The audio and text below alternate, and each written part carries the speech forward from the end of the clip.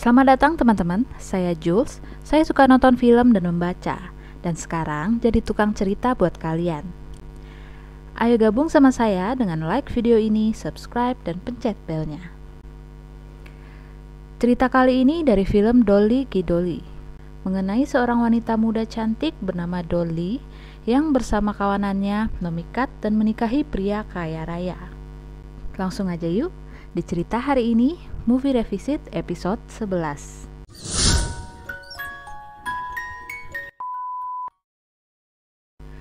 Cerita diawali dengan kisah Sonu dan Dolly.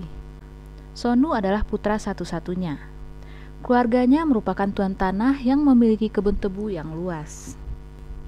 Sonu telah kenal dan pacaran dengan Dolly selama 2 bulan. Dalam menjalani hubungan, Dolly tidak pernah mau disentuh oleh Sonu, karena ia ingin menjaga diri sampai menikah.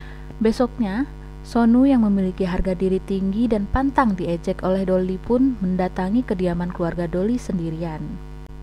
Sonu disambut oleh adik Dolly, Raju.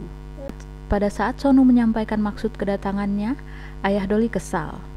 Ia mengatakan bahwa Sonu seperti orang sipil kebanyakan, tak punya etika dan adat, karena Sonu datang sendirian begitu saja untuk melamar Dolly.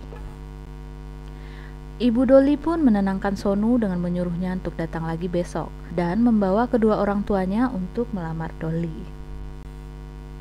Besoknya Sonu dan kedua orang tuanya datang. Seorang pendeta diundang untuk mencari hari baik untuk pernikahan Sonu dan Dolly.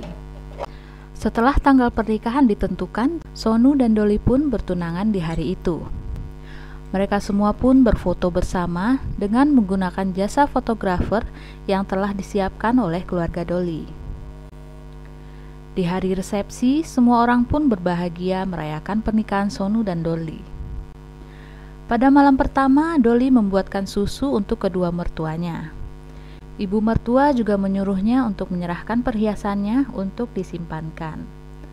Sementara itu, Sonu yang berbunga-bunga sedang bersiap-siap. Dolly pun masuk ke kamar dan memberikan segelas susu untuk Sonu. Pada saat akan tidur, Dolly menolak disentuh oleh Sonu dengan alasan bahwa ia sedang berpuasa. Sonu kecewa, namun menerima dan langsung tidur malam itu.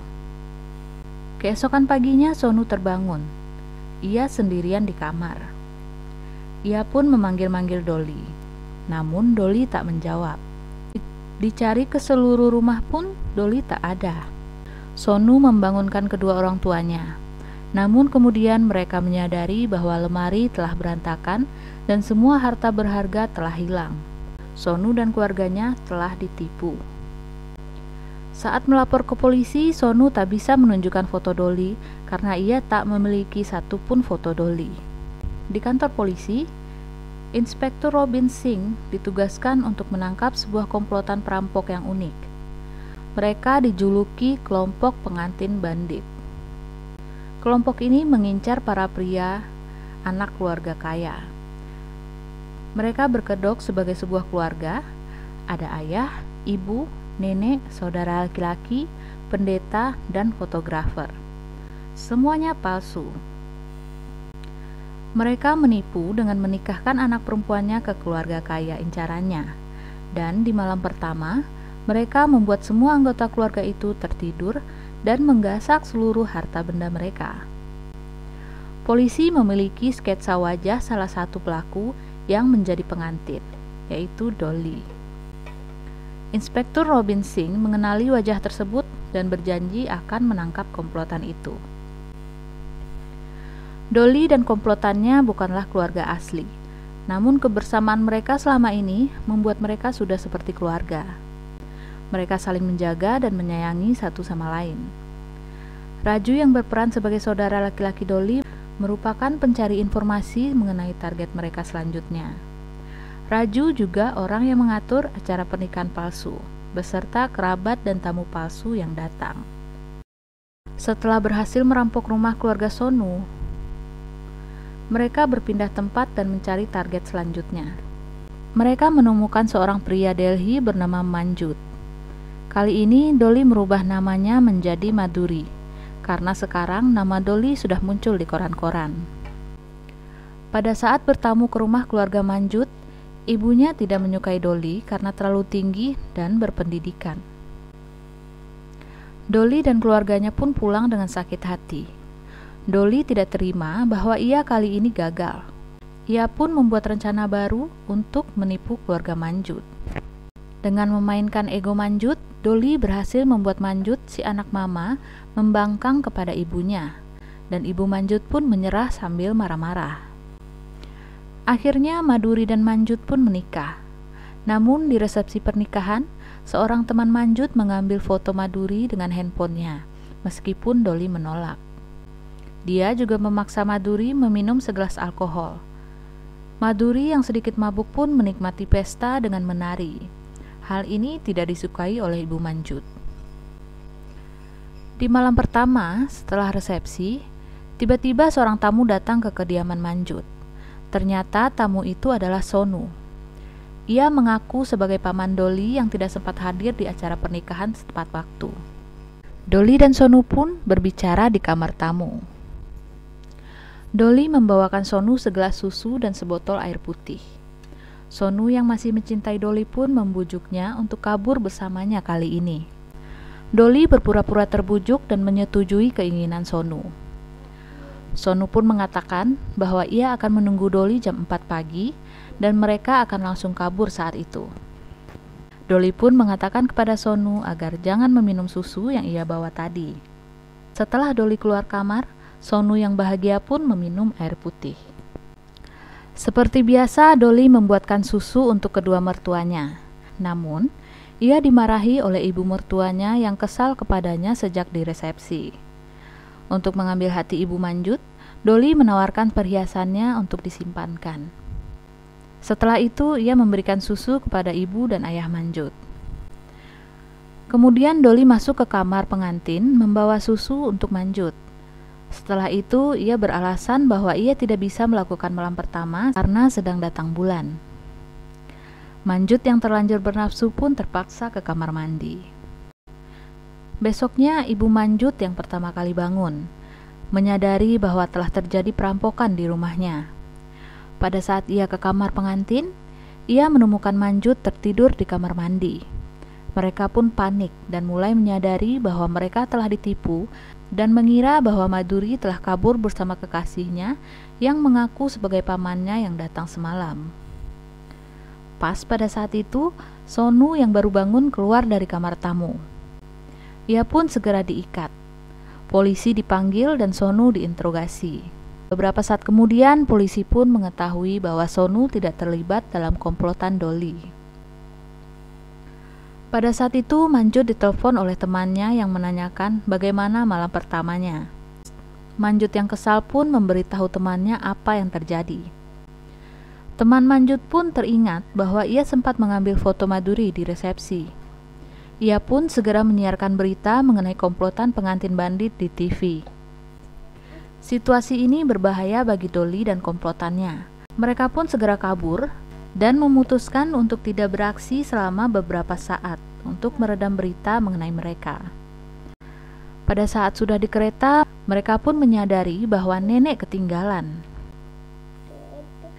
Nenek kemudian dibawa oleh polisi untuk diinterogasi. Namun nenek ternyata sudah pikun dan hanya bisa mengucapkan satu kalimat saja jika diajak berkomunikasi. Beti de di, sab kuch de dia. Polisi yang telah memakai segala cara untuk membuat nenek bicara, kewalahan menghadapi nenek. 1 bulan kemudian, Raju melihat sebuah pengumuman mengenai seorang pangeran yang baru kembali dari luar negeri yang ingin mencari calon istri. Setelah komplotan Dolly mencari info mengenai Pangeran Aditya Singh, mereka pun mantap untuk mencoba menipunya. Di istana, mereka bertemu dengan Pangeran Aditya, yang kemudian menjelaskan bahwa calon istri yang diinginkannya adalah gadis yang menerimanya apa adanya. Pangeran Aditya berencana untuk tidak mengambil sepersen pun harta orang tuanya dan berniat hidup sebagai orang biasa. Pada saat semua orang terdiam, Dolly bersuara dan menyanggupi keinginan Pangeran Aditya. Pangeran Aditya pun mengagumi kepribadian Dolly yang percaya diri dan berani. Kemudian Pangeran Aditya mengatakan bahwa ada kejutan untuk mereka semua. Tiba-tiba Sonu, Manjut, dan Inspektur Robin telah ada di sana. Ternyata semua ini adalah jebakan. Pangeran Aditya telah lebih dulu dihubungi oleh Inspektur Robin, dan mereka pun membuat rencana untuk menangkap Dolly dan komplotannya. Di jalan, pada saat menuju kantor polisi, Inspektur Robin mengajak Dolly untuk menjauh dan bicara empat mata. Ternyata mereka pernah kenal sebelumnya. Dulu Dolly dan Robin bertemu di pernikahan teman mereka dan saling jatuh cinta. Mereka berencana kabur dan hidup bersama, meninggalkan keluarga masing-masing. Namun di hari yang disepakati, Robin tidak datang ke stasiun. Dolly terus menunggu, namun pada saat kereta akan berangkat, ia pun menyadari bahwa Robin tidak akan datang. Dolly yang patah hati pun melanjutkan perjalanannya sendirian sampai ia menjadi penipu seperti sekarang. Inspektur Robin beralasan bahwa ayahnya memarahinya waktu itu, hingga ia berubah pikiran dan kemudian bekerja keras untuk menjadi seorang polisi. Namun alasan itu tak dihiraukan oleh Dolly. Di kantor polisi, komplotan Dolly mengatakan bahwa mereka hanya mengikuti Dolly. Dolly lah yang merencanakan semuanya. Robin kemudian merasa bersalah. Menurutnya, ialah alasan Dolly menjadi seperti sekarang. Kemudian dengan bantuan salah satu anak buahnya, mereka membebaskan Dolly dan berpura-pura Dolly telah kabur. Robin pun menikahi Dolly di kantor catatan sipil. Raju datang sebagai saksi untuk pihak Dolly. Setelah pernikahan di pagi harinya, Dolly bangun dengan Robin yang sedang menatapnya. Robin pun meminta Dolly untuk memasak, sementara Robin mandi dan bersiap-siap untuk berangkat ke kantor. Saat sedang bersiap-siap di kamar, Robin memberitahu Dolly bahwa Pangeran Aditya telah mengundang mereka untuk datang ke pernikahannya. Robin pun ke dapur dan ternyata Dolly telah kabur. Dolly meninggalkan sebuah surat dan mengatakan bahwa sekarang mereka telah impas. Di kereta, Dolly pun bergabung kembali dengan komplotannya. Tak lupa nenek juga berada di sana bersama mereka. Sama seperti film-film Bollywood kebanyakan, banyak hal yang gak masuk akal di cerita ini. Tapi saya cukup menikmati film ini karena plotnya yang menarik. Komplotan ini gak merampok sembarangan orang kaya, hanya yang secara mental gampang ditipu, seperti orang kaya songong atau orang kaya baru. Hanya satu hal yang disayangkan, yaitu dua orang peran pendukung malah lebih menarik ketimbang pemeran utamanya. Maksud saya Rajkumar Rao yang menjadi Sonu dan Muhammad Zizan Ayub yang menjadi Raju. Tapi di dunia Bollywood, hal macam ini udah biasa. Yang kurang ganteng kadang gak diperhitungkan untuk jadi peran utama. Tapi untungnya sekarang Rajkumar Rao namanya udah naik. Kemampuan aktingnya memang keren banget. Gimana menurut kalian? Kalau kalian punya request film, tulis di komen ya, dan sampai jumpa di video selanjutnya.